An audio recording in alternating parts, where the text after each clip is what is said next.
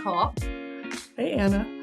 Okay, we ready for this conversation today? For those of you watching on YouTube, Nicole and I just did like a quick brief before, and I am full on red chested right now. I am really uncomfortable talking about what we're talking about today. Obviously, I don't know. So we're just going to jump into it. I told Nicole, push record really fast. So like, I don't have time to think about this, what I'm going to like script to say. I'm just going to say, yeah, let's go, girl. Let's go. Okay. All right. So what's the question of the day? Okay. So the question of today is, how do we not bring our past into our current relationships?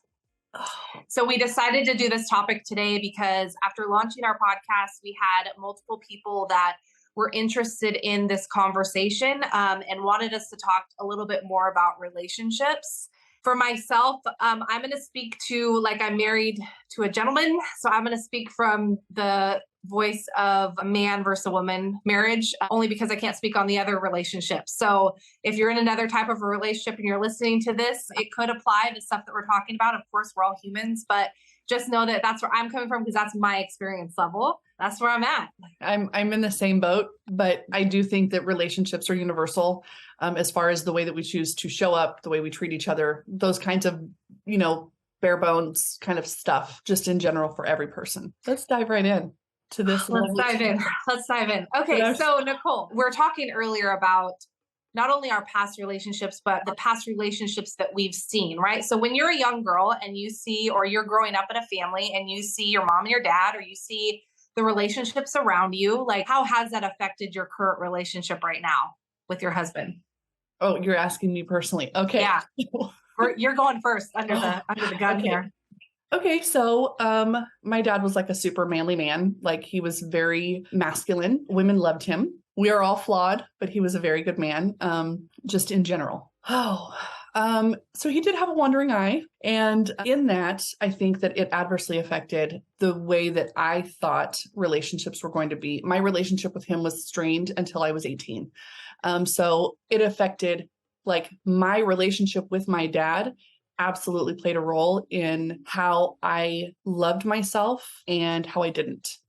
And in the ways that I looked at relationships to fill a space that was not filled. I did not have a lot of confidence as a kid, as a young teenager. I did not get confidence until I was 40. Okay. Like 35, maybe. What? I'm not kidding you. Like I was, okay. What? Maybe a little bit more confident. Okay. I got a little bit of confidence whenever I lived in North Carolina. Okay. But that's like a whole nother story. That was like another alter ego. I swear it was just a whole nother podcast. So I really had really low self-esteem forever. And that showed up in my relationships in all of the ways that you would think that it would, without being too descriptive of myself. The wonderful thing about my husband is that my husband knows all of the good, the bad, and the ugly about me, and he loves me anyways. And that is one of the reasons why I love him so much, because he knows all of it. And he is the first man that I've ever dated that I did not worry about cheating on me. That is not to say that I don't think it could happen. But every relationship that I saw whenever I was younger, with the exception of my mom and my stepdad, because it was a complete opposite relationship of anything else I'd ever seen. In my experience, men cheat. They all cheat. They may not cheat on every woman that they're with, but every man cheats. That was my experience. And so in my mind, the key was to be the one they don't cheat on. That's all you got to do. You just got to figure out how to be the one they don't cheat on. And I thought if you were good at certain things, then they would stay. And if you cooked all the meals and you were great at all these things, then they would stay. And it absolutely affected my relationships in the past. And then those relationships were so toxic because of the picture that I had. And there was, trigger warning. There were some physical abuse things that were happening in previous relationships that I had. One that was a very significant relationship. And that really changed me. And I saw a breakdown even further of how I felt about me and how I showed up for me and the things that I began to allow and the way I allowed myself to be talked to and treated. And I say allow because at any moment I could have stood up and stood my ground. And when I did, I fought back the same way I was being fought with, and I beat his ass. So I choked the shit out of him, and I saw the light fade from his eyes, and he's fine. He's living a happy life somewhere else. But in that moment, I claimed my power back. And I don't suggest people go do that, but I will say it was the most empowering thing I've ever done for myself in that moment. And I know that this is probably not the direction we thought this was going to go, but it's there. So then fast forward to me being a single mom and trying to be in the dating world. I was very like, no one's meeting my kid. Like, no one's going to meet my kid. I'm not having people in and out of my home. Like, we're not doing this. So I really stayed a lot to myself, and I still maintained relationships that were in North Carolina because they were at a distance. So it was safe. There was a safety level there.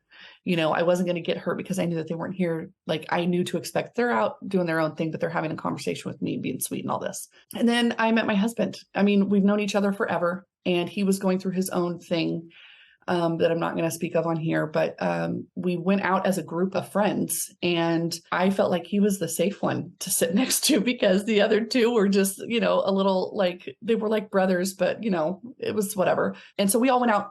I just kind of hung out with Kyle, and I just kind of stayed close to him just as a friend.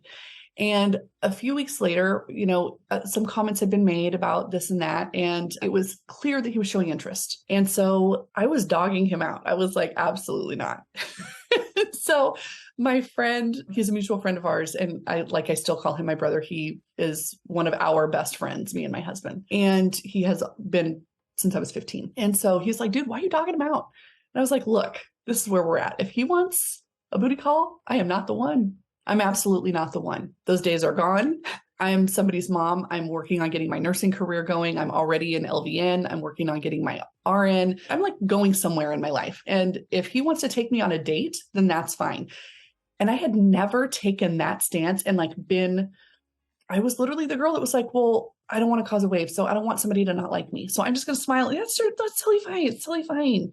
And was absolutely taken advantage of. I was a mat and like a doormat, and it absolutely affected my relationships. And I do center it back to that very first, like my relationship with my dad.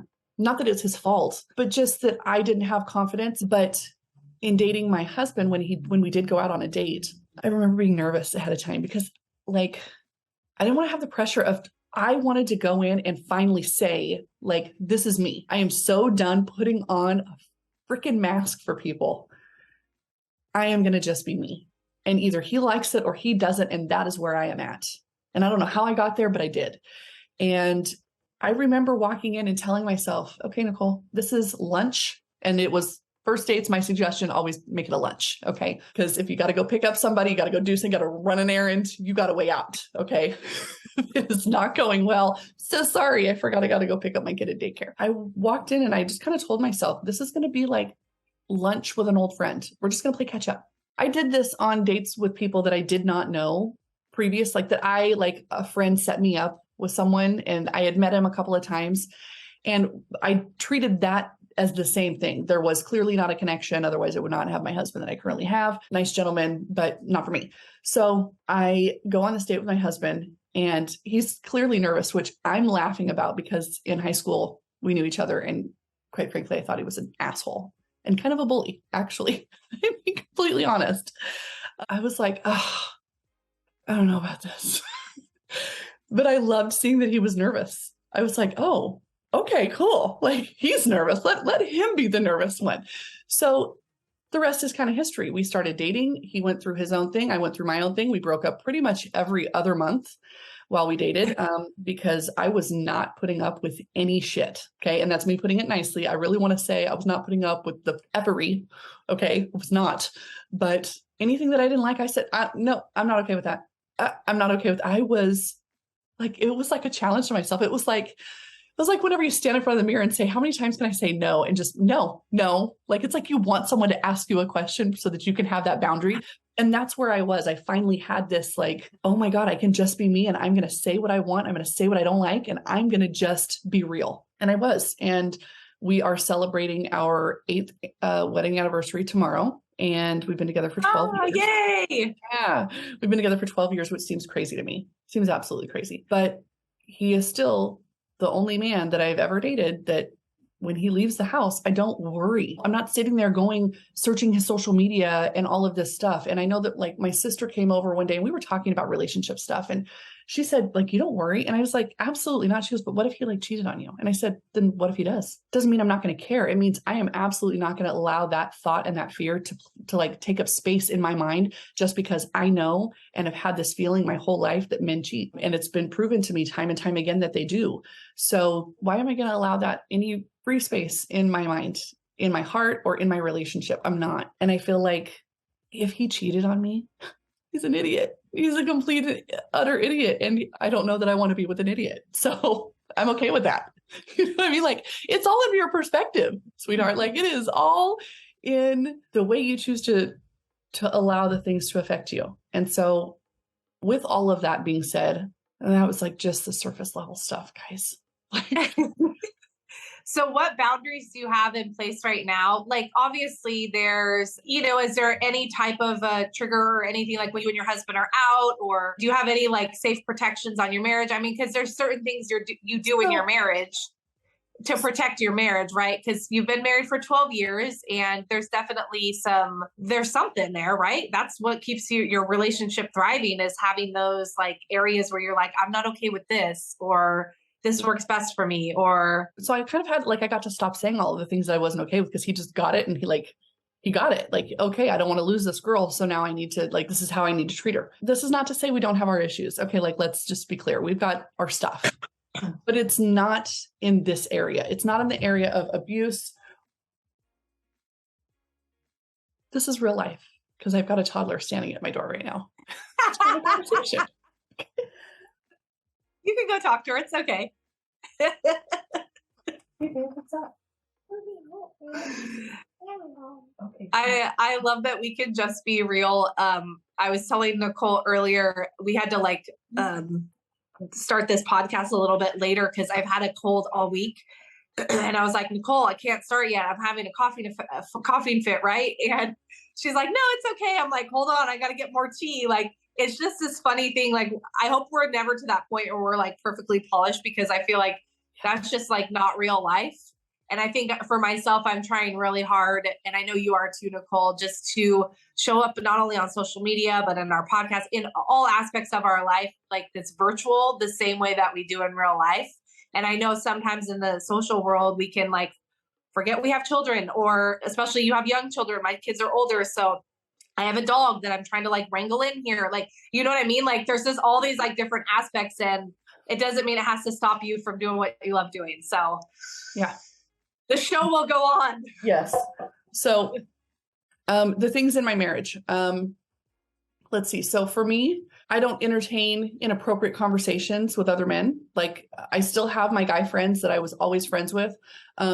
Most of them are like a couple. I have two, are in North Carolina. One of them I rarely speak to. And one of them, whenever I do, it's on social media. We don't pick up the phone, and it's not an inappropriate conversation. It is, how are you doing? How's the family? Like, how's your life going? I miss hanging out, and it's weird. I wonder if we'll see each other again in real life, and then, I actually hadn't talked to them for quite a while. And it was only in the passing of my friend that we actually ended up talking again. Cause you have your own lives. Right. But I don't entertain inappropriate conversations with men. I don't know, I don't want to sit on here and be like, well, I know he doesn't do this, because I just feel like the universe just kind of challenges you whenever you make those kinds of statements. Yeah, it's true. I do know that he has let me know he does not want any implied or perceived perception of any kind that he could be doing something like, he's like, I don't even want to put myself in a situation in which there could be speculation. Like, I don't even want to do it, which I love. I love that that's kind of where he's at with it. And a lot of it though was me. Like, I needed to have my own, we talked about this on a previous podcast, but boundaries. My boundaries needed to be with me. And in my relationship, it wasn't going great. And there were some things that were going on that had nothing to do with that other stuff, but it was like, I was feeling resentment. I was feeling unappreciated and all of these other things. And when I went in my very first hypnotherapy session as a client, this stuff came up, and I went to a subsequent one so that I could address the resentment that I was feeling towards people in my family. Resentment that was stemming from the way that my husband was addressing things and the way that I was allowing it and not saying it, because I got away from that girl who was like, oh no, I'm going to say something if I don't like it. I got away from that and wanted to have a happy husband. Then I got so far away from her that when my husband moved out of our home 2 years ago, June of 2019, when he moved out of our home, I found her again. Oh my God, I found her again. And then when we went to move back in, we had kind of like gotten into like a little disagreement about moving, right? About like the way we were packing something. It was like a stupid thing. And he wanted me to concede. And I remember looking at him and saying, let me just explain to you that I am so much closer to the girl you fell in love with than the one that you moved out of. I am so much closer to her, and I am not going to concede every time. This is not going to happen. Like, I'm not going backwards. So I really feel like the way that we show up in relationships and the way that we address like, you have to be aware of the triggers that you had. Yep. You have to like be willing to sit there. If you know something isn't going right in your marriage or in your relationship or just with yourself, like, I encourage you to write it out or speak it out, like text it, don't send it. I have a lot of those notes in my phone still, like just angry texting, all of these things that I would never say, and just put them in my notes because I needed to get it out and I needed to like feel heard without being dismissed. So in hypnotherapy, I was able to address those things. I was able to address like, why is it that I can't use my voice? Well, let's remove that. Like, let's readdress this. Let's reframe it. And this is not a, shameless, hypnotherapy plug, but there are things that work in retraining how you choose to feel about the things that have happened in your life, whether it's that somebody was cheated on, that you had abuse, that you want to change your relationship with food, whatever the thing is that you don't like that's going on in your life, you get to make the changes to the part of it that you control. I can't change my husband and how he chooses to behave or respond or anything, but I can damn sure change how I choose to show up for that conversation. And with regards to all of the relationships that I had been in that were not healthy, I could sit here and I could play the victim and say, well, it was all them. And, my dad was this, and, my ex was that. And through my own personal growth, I'm able to look at them and say, they had their own stuff. They had their own views of things that they had been exposed to and that they had been traumatized by, and that had affected the way that they showed up in their relationships. And I can give them some grace and some empathy and realize that like, it wasn't healthy and it wasn't okay the way that my ex physically treated me, but I can show some empathy and say that he had his own stuff and I don't need to take that personal. I don't need to take it personal that that's how that happened. I can just acknowledge that it happened and decide that it doesn't get to take up residence in my personal day-to-day anymore. So there comes a point too, like I know for myself, for the first 10 years of our marriage, we struggled like a son of a gun, like crazy. What are those archetypes we were talking about before, Nicole? So there's like the goddess, the badass, and the boss. Okay, so right? these are not our technical archetypes, but yes, no, they're not. The warrioress, we've got the there's like all these ones, right? But like for me, I was thinking about this earlier, like the archetype that I like claimed under was like the badass. I was born with confidence. I had, all these different ups and downs within my parents' relationship. And I didn't let it necessarily affect my own confidence. I mean, I was definitely a quieter kid. I didn't actually start coming out of my shell until like probably college. But like, and I was a, people pleaser, achiever, like that person that just, what is that? Like kind of like off in their own little world, like they just go like they do. There could be a shitstorm around me and I would still figure out a way to make life happen and to choose the optimism of life. Right. And I attribute that to the lifestyle that I grew up with. My dad, for those of you who don't know, my dad had some addiction issues, and that's what he passed from, early on in his life, like around 60s. And so I attribute those awesome qualities to growing up in a family where I saw, drugs and alcohol and stuff like that. And so those are, to me, has been one of the most positive things coming from a family of addiction. But with that, you get this like level of like badass, right? And of course, that's why my husband loved me when we first met, was I had that, like, let's go, let's overcome, like we can do anything, like that power, right? But then as a female, like that gets really tiring. And I know that I'm speaking to a certain woman out there, because I know in the community that I have just surrounded around me, there's a lot of badass women, like women who are like doing stuff with their life, who have all this greatness around them.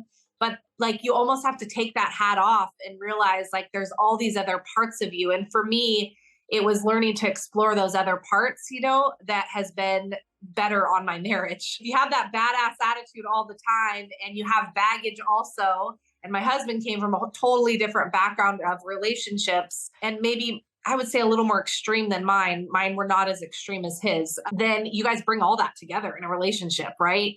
And so I liked what you said, Nicole, that like we all kind of have our own I don't want to say baggage, but just like we'll have our own triggers. We have our own stuff, like baggage, I guess, right? It's Yeah. baggage. We have our own stuff that we carry with us. And the one thing that changed my relationship, this is one thing that changed. And it was the thing that changed everything. And it was the hardest thing. So if you can imagine this girl who's like in her 30s, had kids back to back, we had all this trauma with my daughter. She's had multiple brain surgeries. We've had problems with our marriage. We've had all this stuff, right? And this is me just badass, badass, badass. And then all of a sudden, like that doesn't work anymore. You know what I mean? That fight method doesn't work and everything explodes. And my husband and I almost got divorced twice. And we went through counseling. We've done all this different types of stuff to heal our marriage. But the one thing that began to change everything was forgiveness. And when I began to forgive my dad for his stuff, I started there. That was the place where I felt like it needed the most healing. I did that first, and it was while he was still alive. Everything changed. And then when I started to forgive myself, all of a sudden, we started getting along differently, because the hardest thing for us to do as humans, and I'm going to go out on a limb and say this, is to forgive. Yeah. To forgive someone or something or a situation that's happened that we had no control over, yet we're harboring that in our body. Like, to forgive someone who's done really bad things to you, or something that you've watched happen, right? Like to forgive that person, watching two people like a mom and a dad.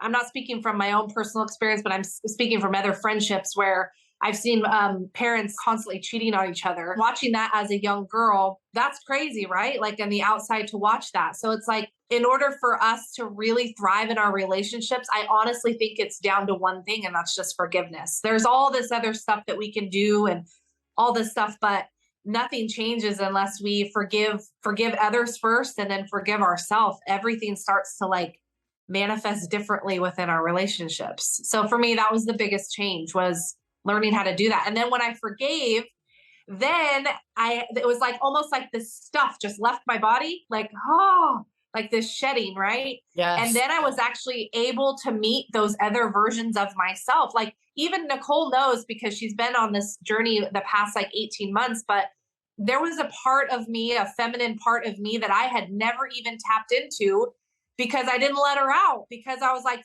she's weak, she's helpless. Like she's just, what? Like, no, I'm not embracing that part of me. That is ridiculous. And then I learned, oh my God, I love that part of me. That's the part of me I love the most, but I was so scared to bring out. And that's the part, like now, even with my husband, like he'll notice, he'll be like, oh, like, that's really nice. Or simple things like saying, oh my gosh, I was like wrong in that situation, like, or allowing my husband to be like the higher masculine level in our relationship. Like, that's what?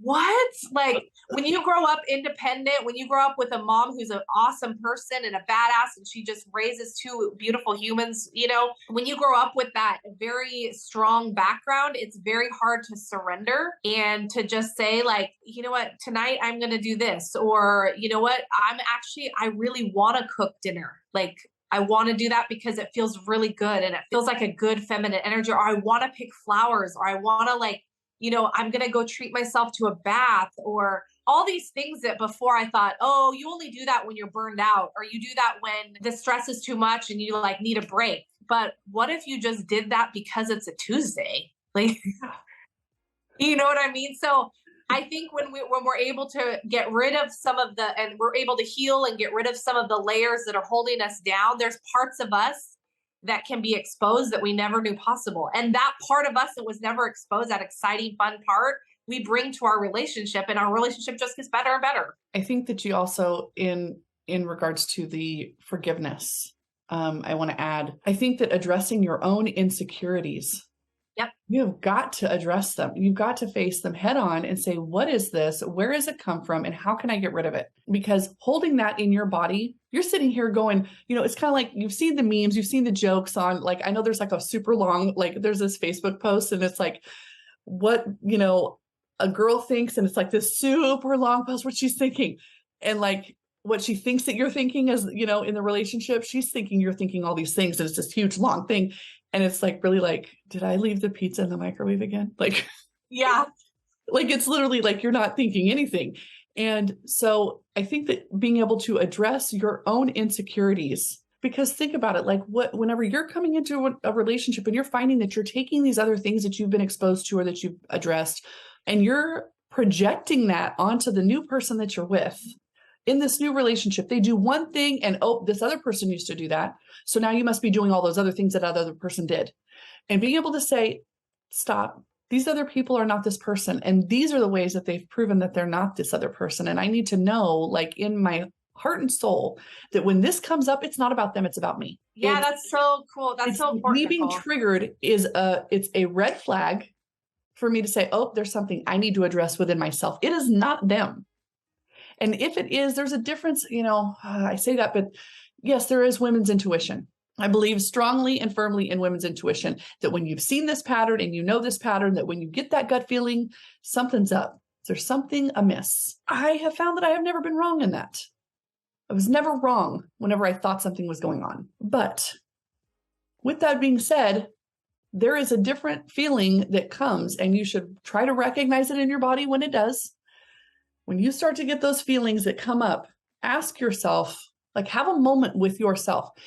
Is this intuition, or is this me being reminded of something that's already happened and projecting that it's happening again here? Like sit with yourself for a minute, and then you'll have a better answer on how to respond. But if you are just blindly nervous that your partner is going to cheat on you because it's happened before and, you just don't trust people, then you have got some work to do with you.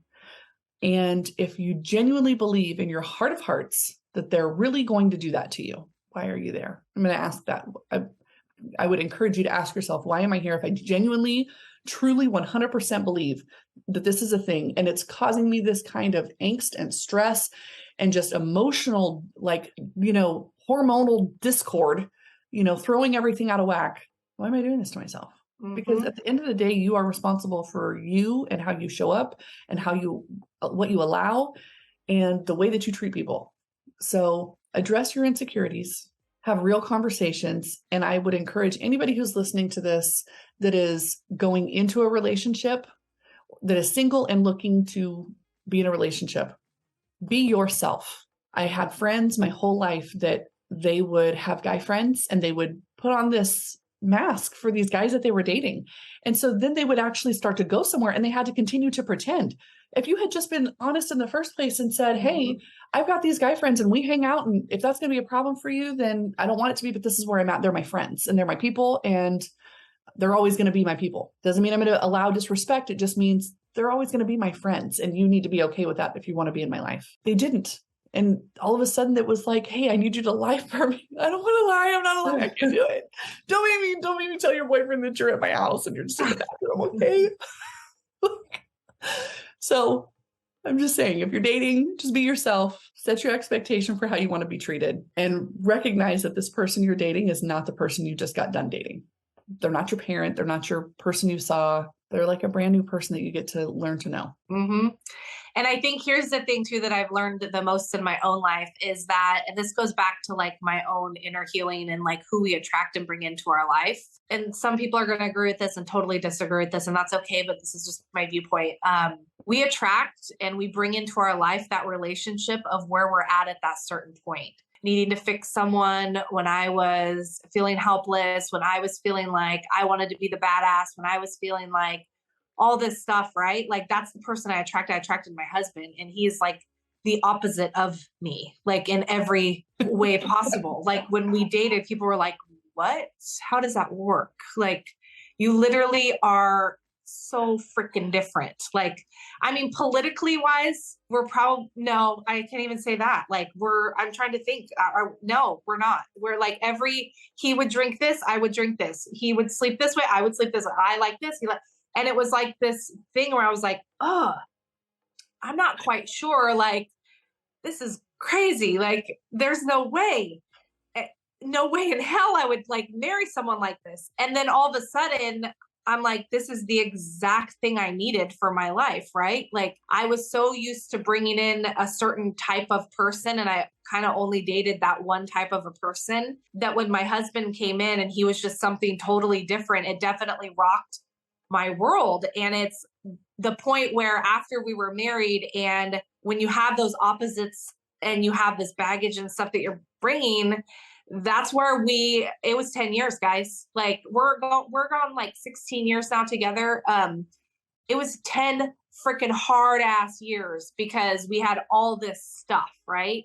That we were bringing into the relationship.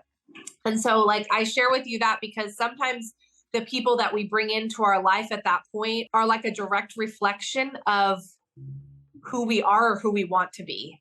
And so for me, it was who I wanted to be. I wanted to be more like this specific person that I never could become.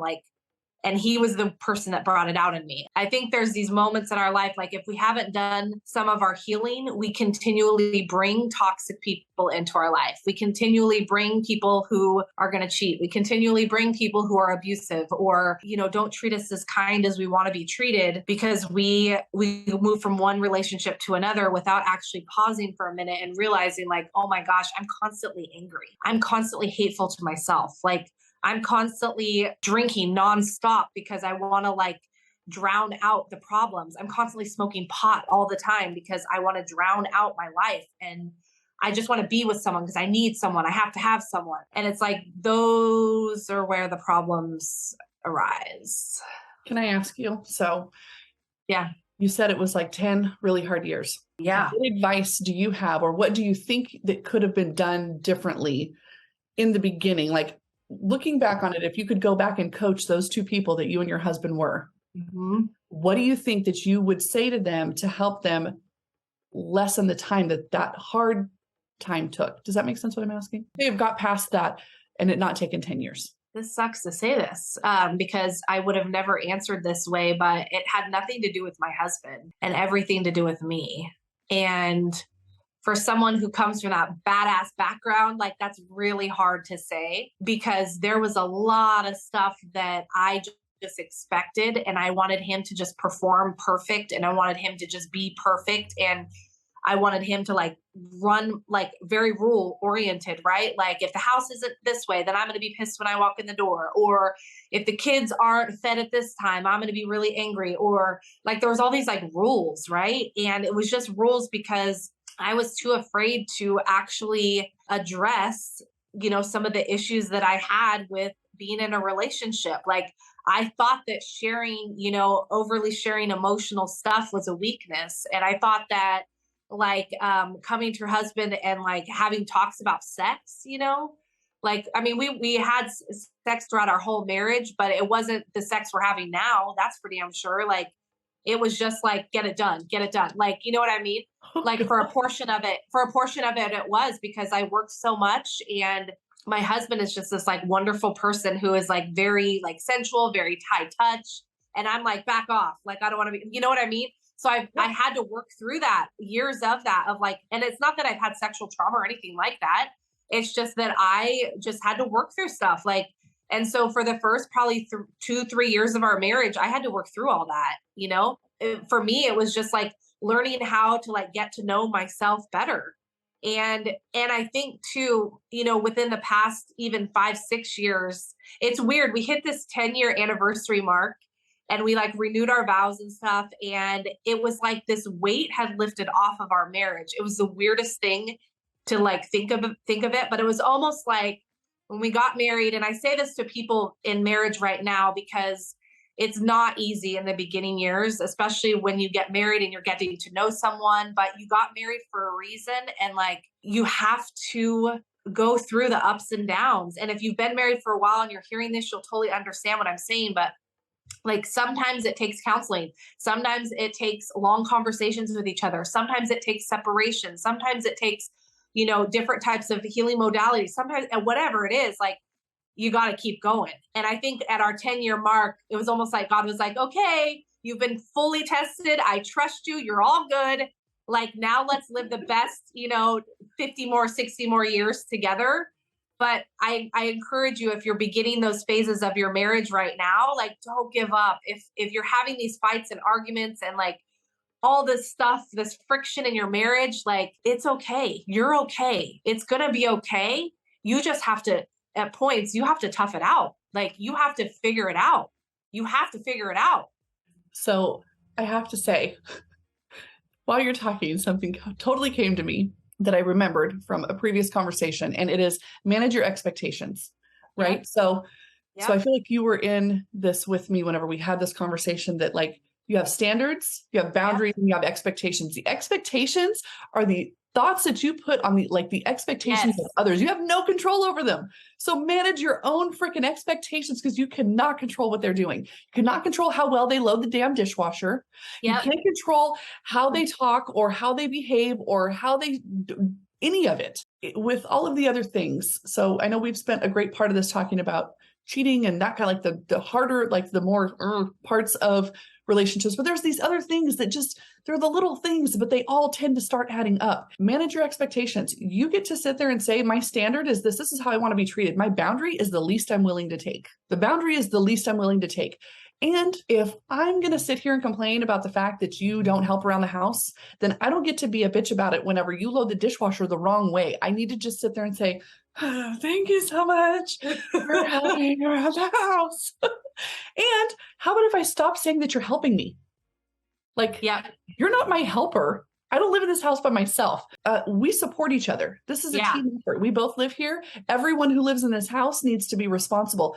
The fact that the house is a mess is not just my fault. It's not just my fault. And I know that this has been like an issue with me and my husband. He's like, Nicole, but you're here more than I am. And I'm like, I don't care. Whenever you're here, I don't see you doing these things. Like, so it's a thing. So then now we both have a conversation and say, hey, this is the expectation, because I know that on Mondays, whenever I've worked on the weekend, he comes home and he thinks, oh, she was home today, she's going to clean.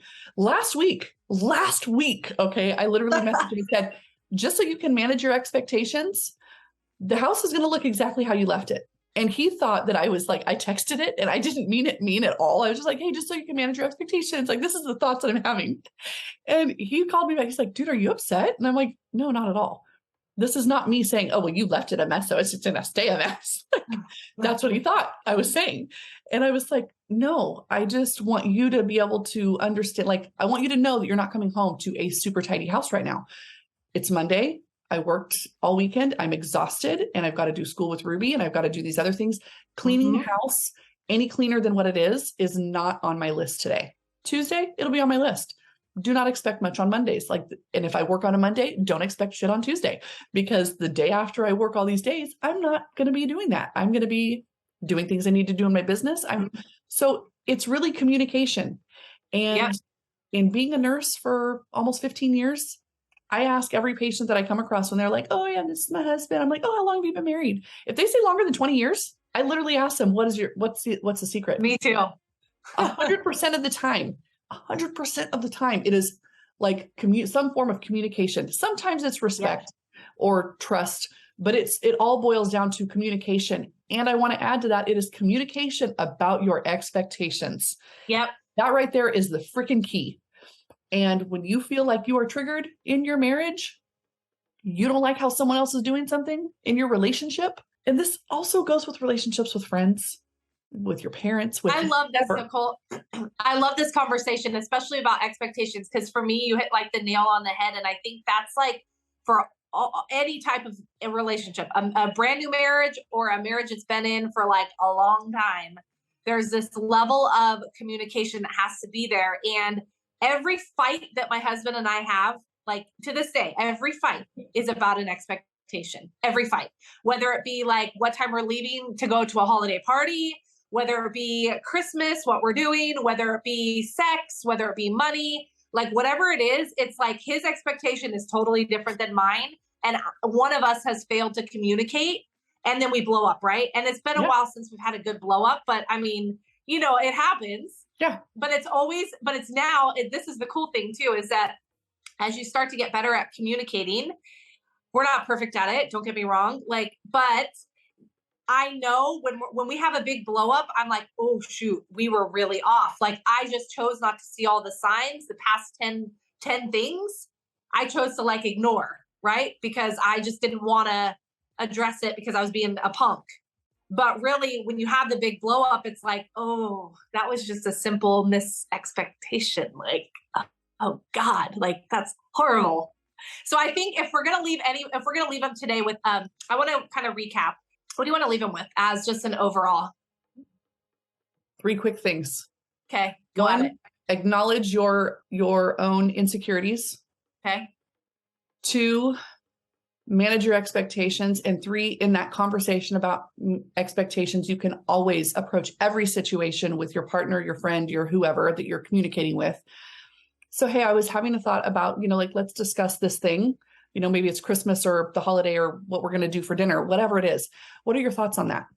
Then you're on the same freaking page. It doesn't need to be this, well, we need to talk. It's, hey, what are your thoughts on that? I was thinking about doing this in the bathroom, with the decor. What are your thoughts on that? It's a good way to figure out if you're on the same freaking page or not. Yeah. Simple question. What are your thoughts on that? I think I want to leave you guys with this, is that I love all those. And I think those are super important. And I am like, yes, yes, yes, yes. For myself, there were so many layers of protection around me and on my internal self that I couldn't even get to like the expectation or the communication or any of that until like I realized who I was, right? Yes. Like I realized that like I had a lot of that badassery in me. I realized that I had a lot of built up anger that I hadn't expressed.